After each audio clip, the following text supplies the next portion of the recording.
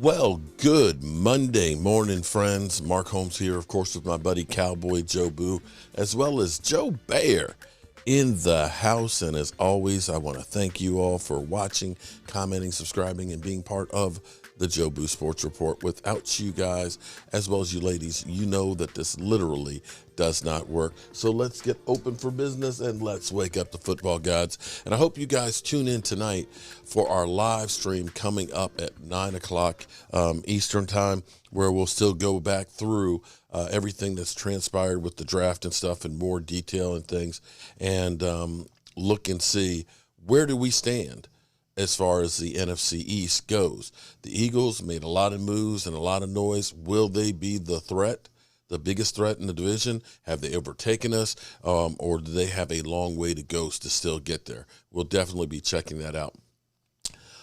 Today is an important day because the Cowboys are beginning to ramp things up. Today is May 2nd. May 2nd to May 20th. We're now into the next phase, phase 2 of the off-season workouts. What does that mean? Well, before we could start getting the weight coaches and the strength coaches and stuff together and start allowing them to start working on their off-season program, they can be, basically doing rehab work, strength training, and so on, and have team meetings. That was phase 1, which just ended last week. Phase 2, which is the next 3 weeks, is allowed to actually have on-the-field work. You can't have contact, and they're individual to limited individual player instruction and drills. So no contact, individual drills that can be on the field, so no live offense versus defense drills involved. Now, here's the thing. The Dallas Cowboys, because last year they got too physical. They got too physical in training camp last year. They lost one practice for this year. One less practice this year because they were too physical. Now, I'm going to go on record as saying that I can guarantee you that the players are chomping at the bit and want to be physical. In fact, I think that this team is going to be a very physical team. And I think there's been a shift in philosophy of players. We want outstanding people in the community, but we want guys that are headhunters on the field. And I shouldn't say headhunters because that'll get you a penalty. But guys that are aggressive, guys that are going to hit you, guys that are going to make you, by the third quarter, wish that the game was over. When you look at the people that were replaced on this team, the big question marks between losing Randy Gregory, La'el Collins, Connor Williams, Cedric Wilson, and Amari Cooper were the Cowboys able to replace them with at least somebody as good or possibly somebody better. We'll go into that a little bit more detail later on, because I want to basically go through position by position where we lost people and look where we stand here and the possibilities. Now, we all get excited about the rookies and things like that, and we look at what they did in college and we say, oh, immediately they're going to come in and do that in the NFL. Well, very rarely does that happen. Very rarely do you have the Micah Parsons effect, and we got spoiled seeing Micah Parsons coming in and being one of the best defensive players in the NFL as a rookie. That is few and far between, friends. If we can get guys that can come in and be competent starters, we're ahead of the curve, and we'll see where all that goes. An interesting tweet I just saw comparing Damian Clark and Nakobe Dean. The Eagles are excited as can be about Nakobe Dean, who has, of course, the pectoral muscle that was severely torn that he did not get surgery on, which is one of those things that it doesn't typically heal on its own. Because basically, when you say a torn pectoral muscle, it is literally the tendon on there rips away from the bone. It doesn't easily reattach itself. So you don't know how that's going to heal. Damon Clark, of course, who had his back fused, as slip disc that was fused together. We don't know how either of these players will heal. But when you look at the numbers between the two, oh my God, Damon Clark is an absolute beast. But again, we'll deal with that part a little bit later. The big question is, did the Dallas Cowboys help themselves? In past years, we've always gotten the guys that you want to run out and you buy the jerseys. The CeeDee Lamb, oh man, CeeDee Lamb, he's getting that number 88. You know, he's going to be the next in that lineage, you know. The Randy Gregory, oh, he's going to get Charles Haley's 94 or Marcus Ware's 94. The anointed one. This draft doesn't have any of those guys. Although Tyler Smith, people, you know, Jerry Jones has already said how much he's reminded us of Tyron Smith. I'm not sure how Tyron Smith feels about that right now because you're looking at the man who's coming to replace you. I don't know if that makes Tyron Smith hungrier or what, but, you know, that's one of those things in football. Constantly, there's always somebody coming to take your spot. The Cowboys draft this year is not the sizzle. And I've always said that the Cowboys always go for sizzle. And by that I mean the guys that are that you see, that you buy the jerseys for, you know, the cornerback, the wide receiver, you know, the defensive end. But it's really those no-name guys that are the heart and the soul of a team and being able to win. The Cowboys' problem, flat out, this past year, wasn't the sizzle, it was the substance. It was the offensive line not being able to block or having too many penalties and open up holes for Zeke or holding on long enough so Dak would have more time to make the passes and the reads. It was the defensive interior that couldn't stop the run. And the Cowboys addressed, to me, those areas. Now, it may take time for those guys to get up to speed to where they are, but what you can look and see is this draft and this team is gotten younger and is built for the longer haul. They've gotten rid of some of the high-priced contracts that are really there.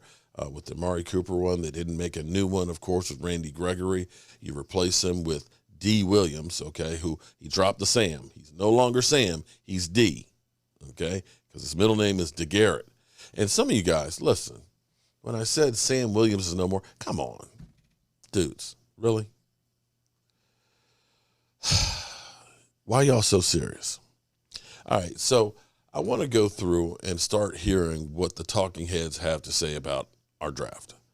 I think that this draft, and again, you can't really judge this by today.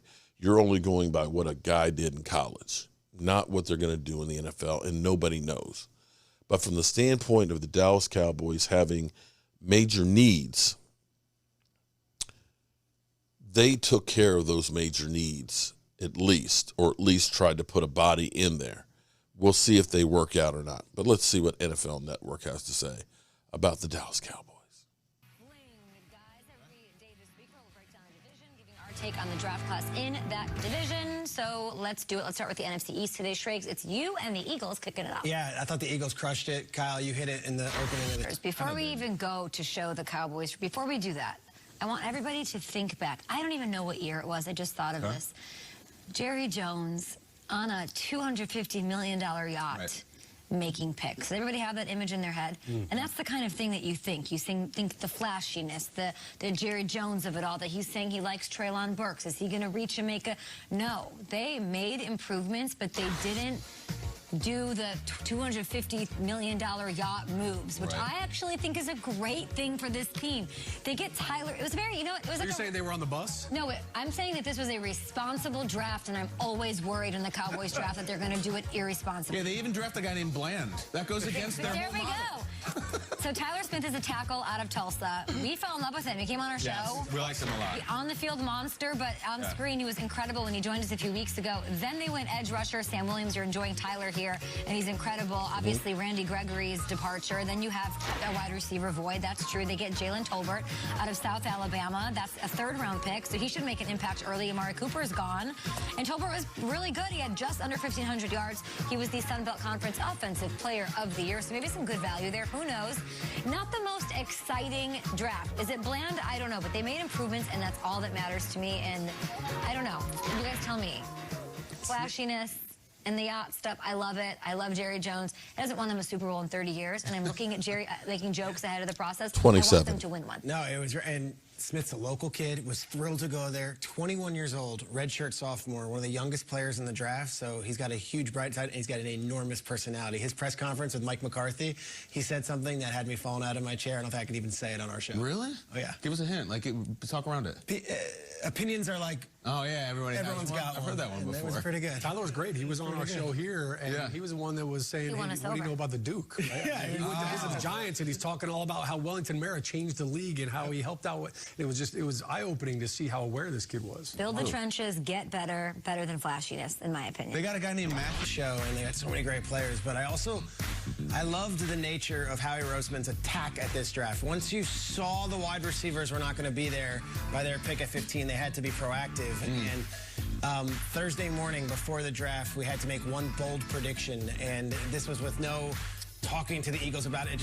It made too much sense. Here's what I had to say before the draft on how they were going to approach the first round.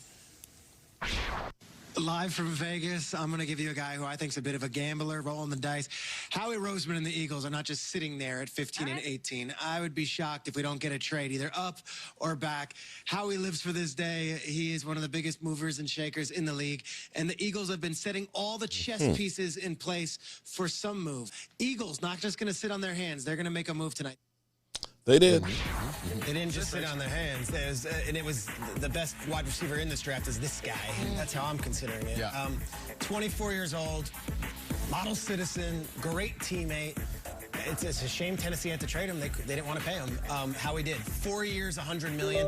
And to think about how they had to thread the needle on this thing, it was not only have to they agree to terms with the Titans, they also needed A.J. Brown's agent, Tory Dandy, who was in Vegas, to agree to the contract because it had to be the right number. So they're on a clock, an actual deadline. They were on the clock, and they thread the needle. The rest of the stuff is just gravy. They just got one of the best wide receivers in football, and they did it without having to give up next year's first-round picks.